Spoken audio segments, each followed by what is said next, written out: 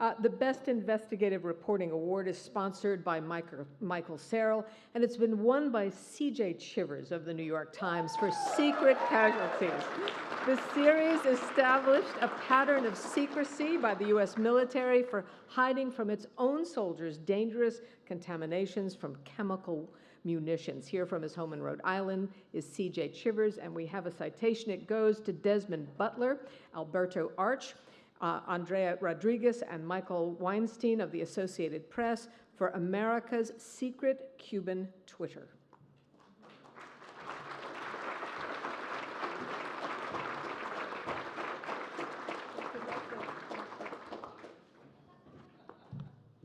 So it's always acutely humbling to be with a crowd like this one, and more so to win an award after seeing all the other work on the board and knowing what follows. And I'm going to break the first rule. I'm going to thank Michael Serrell for underwriting this award, because it gives me the chance for a brief Jeremiad that you're all going to have to suffer through.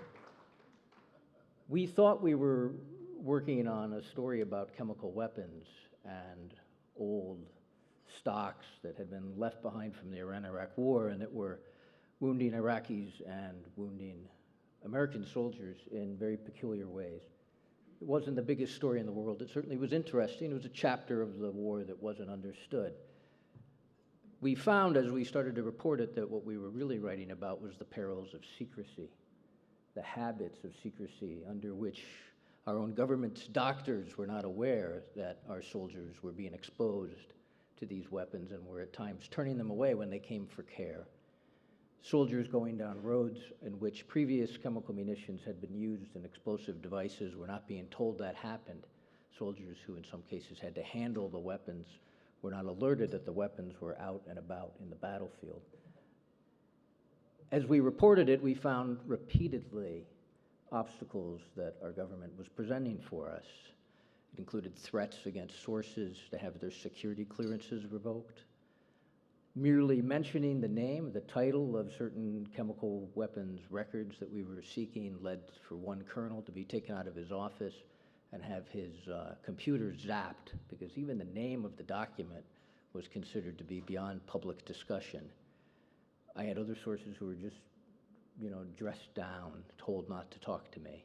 This is a climate of fear and intimidation, and it's a habit of secrecy.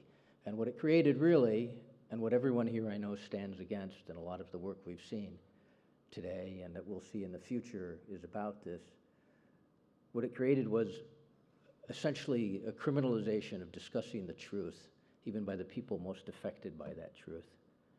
I worked for a place that let me for 2 years between all my trips overseas pick away at this until we found some brave people who were willing in an aggregate to come together and break the rules and tell the truth and talk about what happened.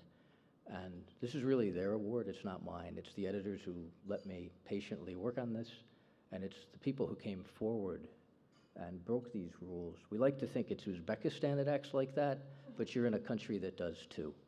Thank you.